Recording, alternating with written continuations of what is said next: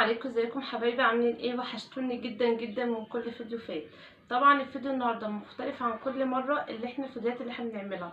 طبعا كل مره بنعمل تحديات، بنعمل روتين، بنعمل مثلا طبخ، ممكن نعمل مثلا مقالب.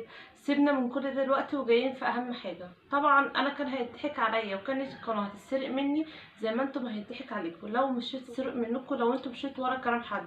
النهارده طلع لكم فيديو مختلف جدا عن كل مره. سامحوني لو متوتره شويه، انا اول مره اعمل فيديو زي دوت، بس صممت اللي انا اعمله معاكم. طبعا القناه هتتفاجئوا دلوقتي هتتسرق مني ازاي. طبعا عن الطبخ، ولا هنتكلم عن التحديات، ولا الروتين، ولا حتى المقالب. هنطلع نتكلم على موضوع سرقه القناه اللي ماشي الايام دي. طبعا زي ما انتم عارفين انا قناتي لسه مبتدئه، لسه يعتبر فيها يعني 2500 مشترك، ما فيهاش اكتر من كده. طبعا بقالي حوالي سنه ونص فاتحاها، الحمد لله بفضل ربنا سبحان الله يعني عليا. اللي لسه يعني القناه ما نجحتش، وانا الحمد ربنا مش زعلانه. بيجي عليا اوقات ببقى مثلا نفسي الفيديو يجيب مشاهده، نفسي القناه تعلى، نفسي اغمض افتح الاقي القناه ضربت. بس والله العظيم والله العظيم حمد ربنا، ولازم انت كمان تحمد ربنا. طبعا في ناس كتير او ترفع عند ناس منتديات. انت طبعا يعني مقدرتك ان انت تحطي قناتك عند ناس، مش هقولك لا براحتك، بس لو انت طبعا مش مقدرتك ما تجيش على نفسك، وادعي ربنا وخليها على ربنا سبحانه الله وتعالى. طبعا عايزين تعرفوا دلوقتي القناه كانت تسرق مني ازاي. انا دلوقتي اتعرض عليا عرض، ومتهيألي ممكن يكون اتعرض عليكم العرض دوت كتير، اللي انا اشغل حد يخش معايا يشغل القناه معايا وكده. ازاي؟ شفتوا موضوع الفيديوهات اللي نازله دلوقتي بتاعت الحبوب وتنظيف البشره والحاجات ديت؟ انا الصراحه اصلا لما بلاقي فيديو زي دوت ما بخش اتفرج عليه، اللي انا اخش احطه على قناتي، اللي انا بقرف الصراحه من الحاجات ديت وكده. اروح انا احطها على قناتي، اتعرض عليا ان انا بس اخد نسبه 25%، بس الايميل بتاع القناه يبقى مع الشخص دوت، يعني يعتبر القناه ما تبقاش خاصه بيا انا لوحدي، لا تبقى خاصه بيا وخاصه كمان بشركه. هما مثلا هينزلوا فيديوهات وانا اخد 25%، وهم ياخدوا الباقي. لا، طب انا القناه ديت انا اللي تعبت فيها، وانا اللي اشتغلت عليها، وانا اللي بقيت اللي انا يعني بنيت بمعنى اصح احلامي عليها. ازاي اروح اديها لحد؟ يعني محدش يغلط الغلطه ديت ويروح يسلم قناته لحد ويقول لا دي بعد كده هترجع لي. لا، مش هترجع لي خلاص، هو الايميل بقى معاهم ومعاكي، يعني مش بقى معاكي لوحدك بس يا ملك، يعني بقى معاكي ومعاهم، مش معاكي انت لوحدك. ما ينفعش ان انت تسلمي قناتك لحد، بجد هتندمي، وهتندمي كمان ندم شديد. للناس بقى هنرجع تاني للناس اللي بترفع منتديات بفلوس. طبعا لو انت مقدرتك ممكن ترفعي، لو انت مش مقدرتك ما تجيش على نفسك. والله بجد لو جيتي على نفسك هتندمي.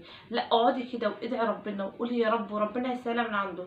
انت دلوقتي مثلا لو مالكيش نصيب الفيديو بتاعك ما يجيبش مشاهده، وربنا مش رايد، ورحتي حطيتيه عند حد ب 500 جنيه، يعني الفيديو بتاعك هيجيب مشاهده؟ مش هيجيب. يبقى احنا هنمشي بايه؟ بقضاء ربنا سبحان الله وتعالى.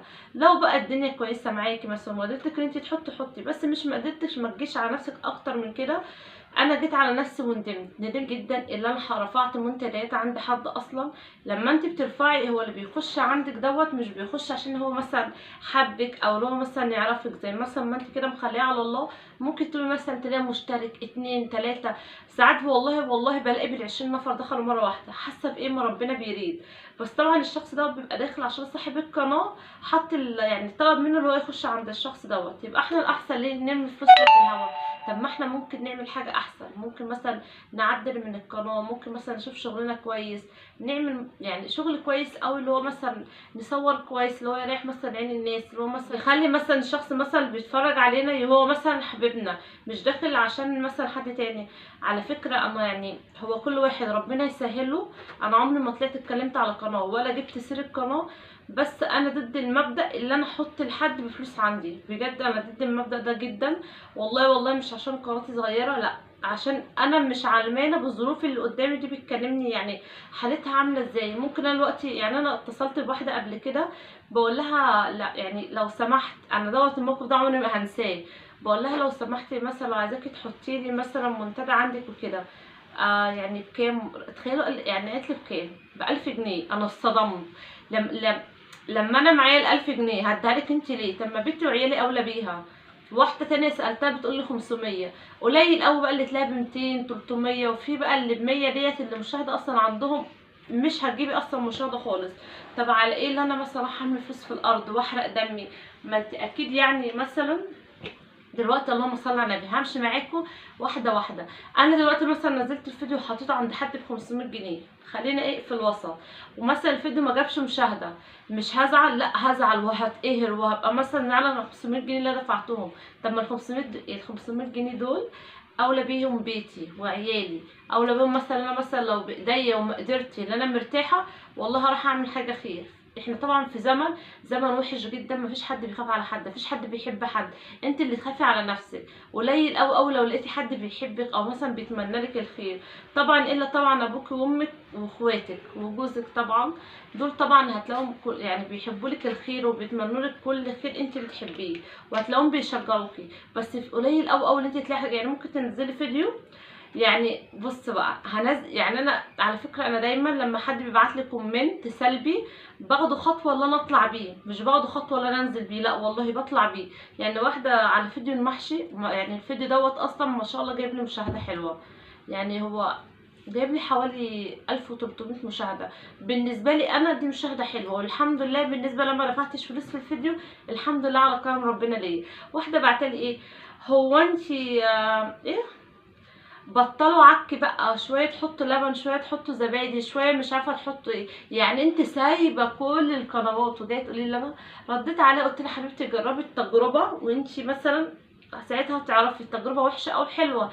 اصل انا اكيد مش عشان اروح اعمل فيديو واطلع ترند وانا اصلا مش ضامنه ان الفيديو دوت هيعلى ولا لا، هعمل اكل بيتي مثلا وحش يعني هقدمه ازاي لعيالي وجوزي، او مثلا حد مثلا قاعد عندي وهياكل منه مثلا، او انا ازاي هاكل يعني هاكل اكل وحش عشان انا اوريه لكم؟ لا اكيد يعني بعمل اكل بنظافه، بمثلا انا بعمل الاكل ليا انا ليا ولعيالي ولجوزي، اكيد بعمله بنظافه، بعمله بحب، بعمله مثلا بكل تفاصيل بسيطه وسهله، وفي نفس الوقت ما بحطش مكونات كتير عشان الوصفه تعجبكم وتبقى سهله. على فكره انا لما بطلع اعمل وصفه ما بعملش حساب الناس اللي مثلا مبسوطه ومرتاحه، لا انا بعمل حساب الناس اللي هي معهاش، عشان كده ما بحبش ان انا اعمل مقادير كتير.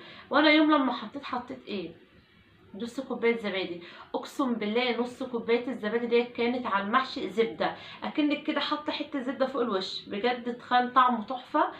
جربوه وانتوا هتحكموا، والناس اللي جربته يعني تكتب لي في الكومنتات ايه رايها. المهم بقى احنا بقى دلوقتي هنمشي مع بعض خطوه خطوه.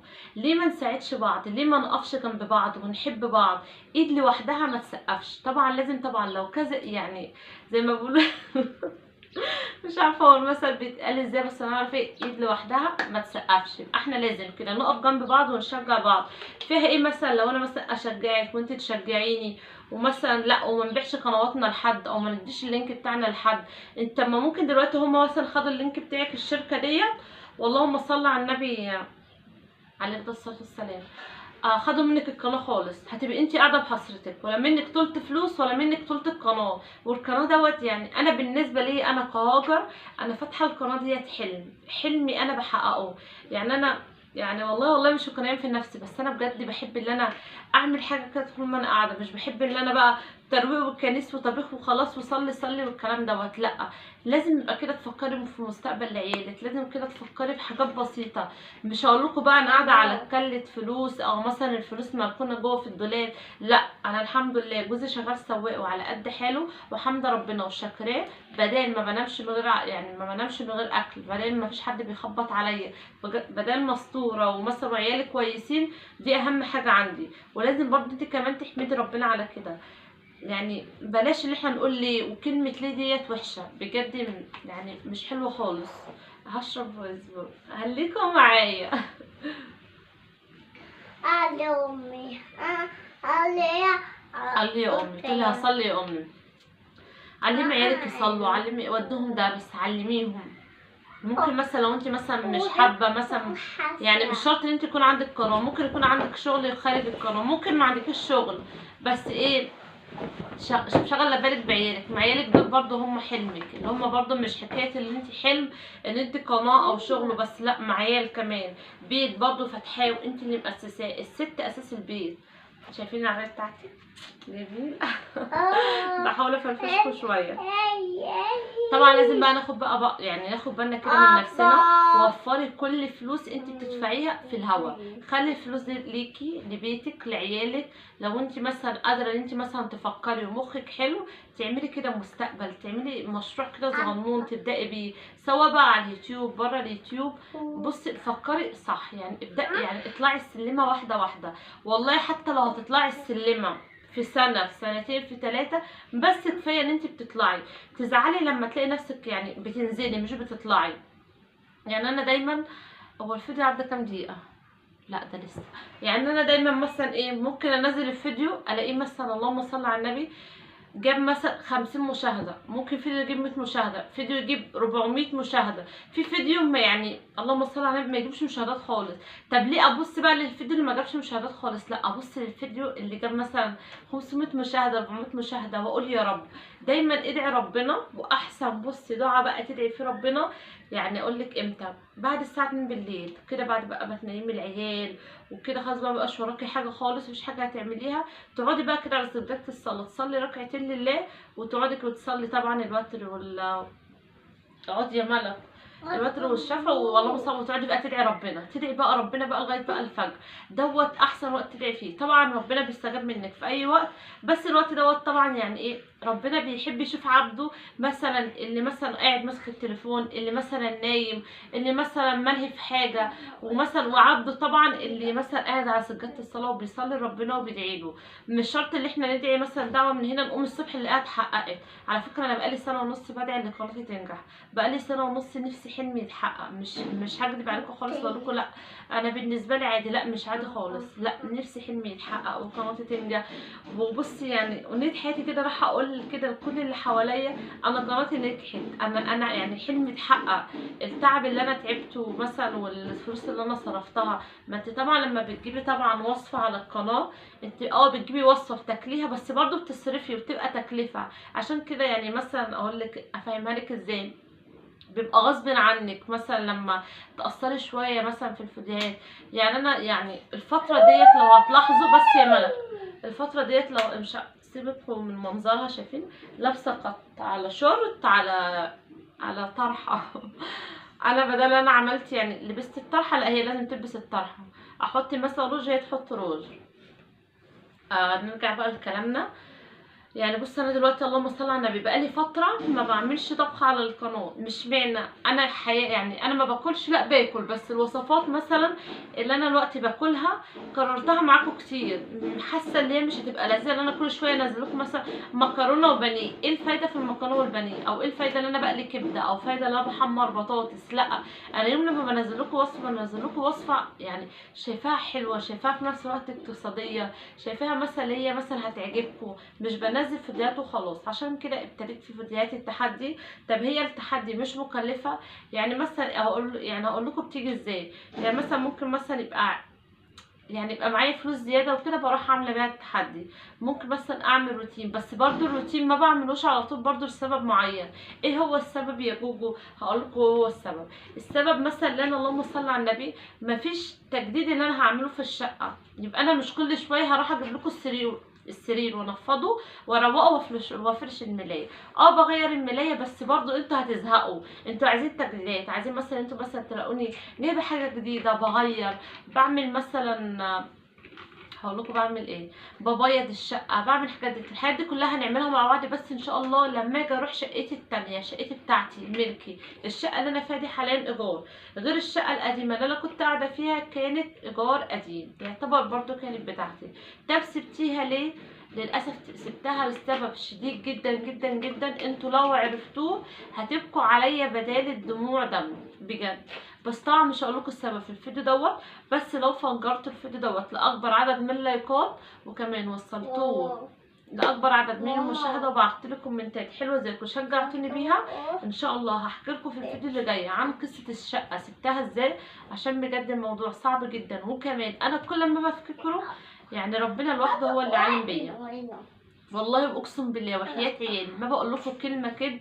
انا حبيت اطلع في الفيديو دوت اقول لكم كمان اللي انا انصحكم عن يعني كان هيحصل معايا وانا لحقت نفسي. يعني انا في الاول كنت نفسي قوي يعني نفسي القناه تنجح، بس لا مش بالموضوع. يعني انا لما اتعرض عليا الموضوع دوت، لا، اول حاجه انا ما وافقتش عشانكم، عشان عينيكم ما تشوفش حاجات وحشه انتوا مش حابين تشوفوها. وتاني حاجه ما وافقتش ان الايميل بتاعي يبقى مع حد والقناه تبقى مشتركه ما بيني وبين حد. انا بدات لوحدي يبقى هفضل فيها لوحدي.